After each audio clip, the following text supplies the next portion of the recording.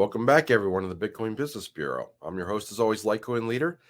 Today, we're talking about Ethereum, in particular, Ethereum 2.0. What is it? What are we talking about? Why have there been so many delays? What does it all mean? And are there concerns? And should we be concerned? Now, this could be a longer video. I might have to break it into two parts. We'll see. But let's start with a video that I recently saw over the weekend from Dick Allgeier at Crypto Viewing. Let me share my screen here. There we go. So this is the video that Dick mentions he's a little concerned about Ethereum. Now, Dick also keeps things short and to the point. He mentioned that he doesn't normally delve too much under the hood of cryptos because it helps him with his remote viewing to not know too much. But for Ethereum, he needed to. And he's getting concerned from what he's hearing from other people and what they're saying about Ethereum. Now, first, let me talk about Ethereum 2.0, then I'll give my own opinion, and then I'll decide if I'm making a second video after I share that thoughts. But so what is Ethereum 2.0? All right, so this article was written just a few days ago. It's 10 days ago. Well, thereabouts, about 2 weeks ago, mid-August. Ethereum 2.0. When is the ETH 2.0 merge release date? Okay. So the launch date for Ethereum 2.0 or ETH 2.0 was originally planned for 2019. So it's kind of been tongue-in-cheek of, this is kind of like with when ETH 2.0. It's just seems to slip out further and further and further in time, constantly delayed. And it's like, is it ever going to happen? But it's now they are saying that the merge is going to happen between 15th and 16th of September. According to the Ethereum Foundation. Now, I want to talk about there's three phases of Ethereum 2.0. Okay, so you have to understand that they broke it into pieces. First, there was the beacon chain, the beacon chain, and then the merge, and then shard chain. So that's three different main pieces. The first one, highlighted in purple, is the beacon chain. That's the proof of stake for Ethereum. That's when people with 32 or more Ethereum can stake. They can earn rewards by staking. That chain went live in December of 2020, but it's not the main net for Ethereum. It's kind of a test net. It's like it's running in parallel. It's not. It's making sure that staking is working. The big deal that's happening in September of this year, next month, according to the plan, is that it's supposed to take place mid-September of this year. That is what they call the merge. The merge is when they take the main net and merge it with the beacon chain and make it into one main chain. And now that's when there's the transition from proof of work, which is what Ethereum originally was, to proof of stake. That's the big change. And that's what Dick Allgeier was saying he's very concerned about, because people were saying there could be delays. It seemed the communication is not well. Now, I'll get into that in a moment, but let me finish the thought of the third process. The third is the shard change. So a shard, imagine a piece of glass where you smash it into 100 pieces. Each piece is a shard of glass. That's the idea of sharding. Sharding is you break in something complex into a bunch of pieces, and then you can farm out the work. You basically just say, let's say you had 100 people working for you on a project, and you said, okay, you divide into 100 different tasks, and each person goes and do all those tasks, and then they bring them back at the end, and then you put it all together like a giant jigsaw puzzle, and then the task is done because you broke it into little pieces. That's how sharding works, and that's how it's supposed to work to increase the scaling and the ability to handle a lot more transactions for Ethereum. That capacity improvement to process transactions and store data, they're saying sometime next year in 2023. That's according to the current timetable. Now, I've seen some pictures. I don't. So let me continue to talk about this. I don't know if I've had that picture still up yet, but there was a roadmap from Vitalik, which looked like an eye chart. I didn't even want to share. It's just like his vision for the next 5 years. It's very hard to follow. But here's a post. There's a Twitter post, and I came out for another article. It said post. So another question comes up is post merge, right? Post in September. Is this going to reduce gas fees? And according to this post, and this is consistent with what I've read and heard, is that Ethereum Layer 1, the primary blockchain, will not lower gas fees at the merge. It will just change from proof of work to proof of stake. It's It's replacing this consensus mechanism. You're going from proof of work to proof of stake. That is a major change. I don't believe any.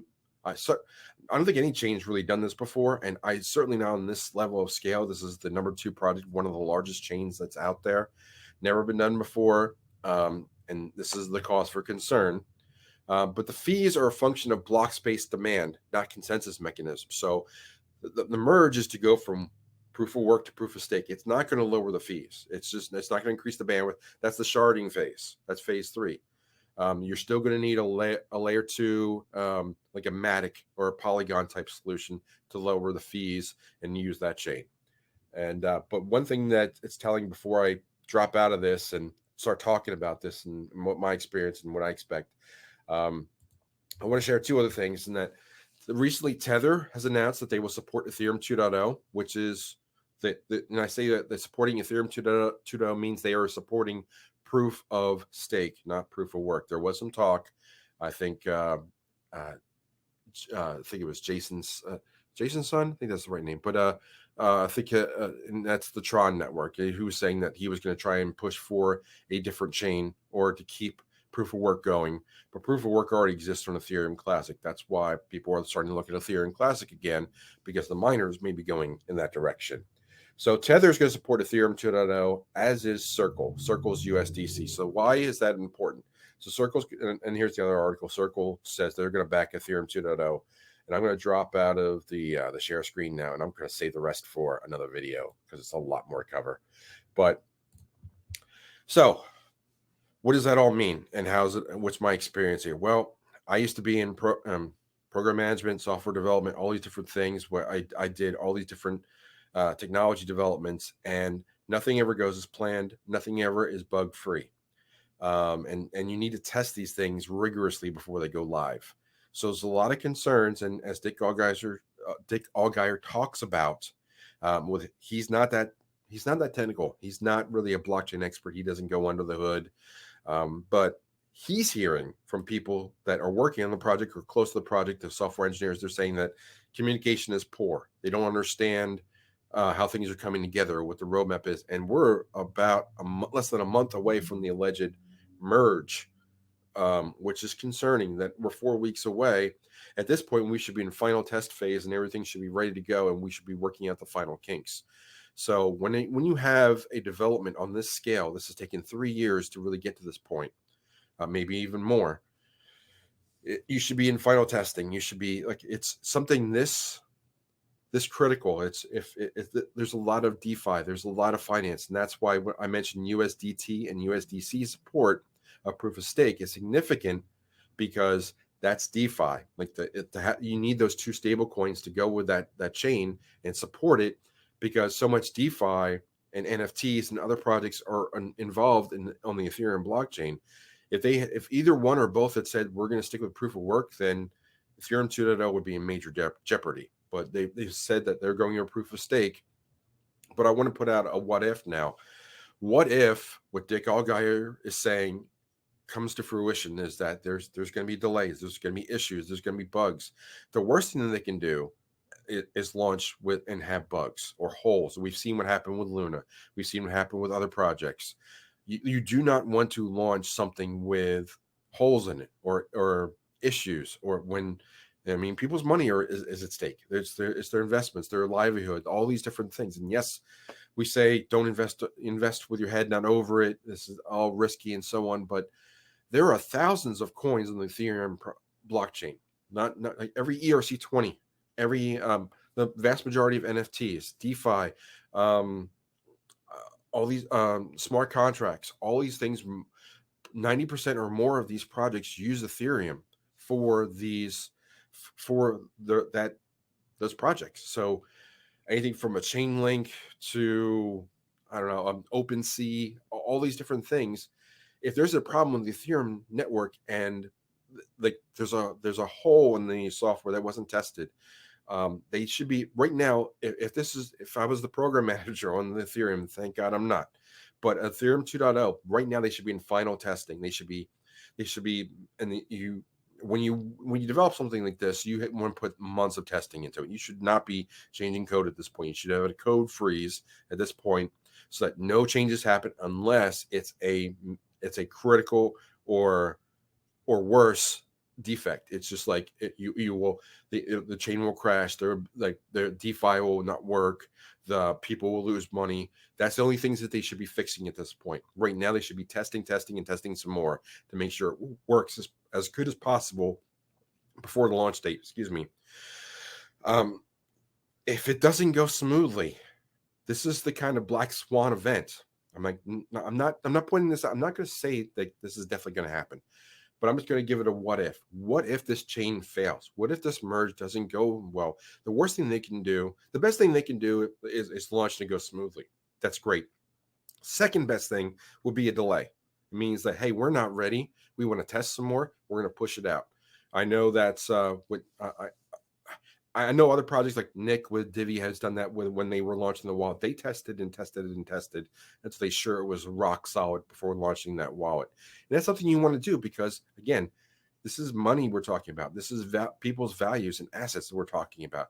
Can you imagine NFTs worth hundreds of Ethereum being on the Ethereum blockchain, and all of a sudden someone can hack it and grab it because the 2.0 merge didn't go well and left a hole or a vulnerability in the code? That's not what you want. So the best thing that can happen, clean launch. Second best thing, delay it until you're ready for a clean launch.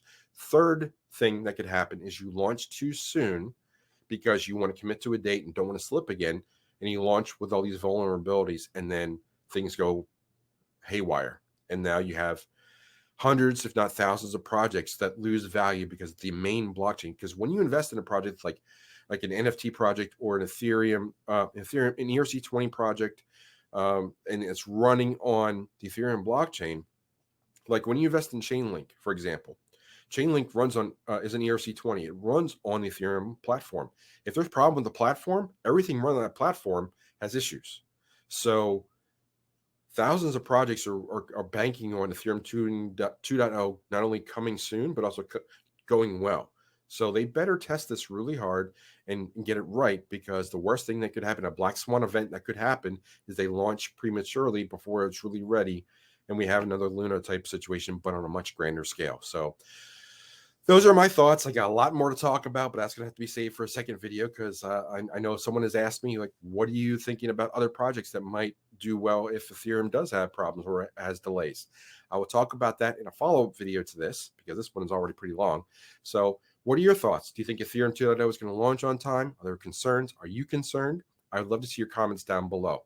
But with all that said, for now, I'm going to say follow leader one more time. Close the drawer, follow leader, and I will talk to you soon. Take care.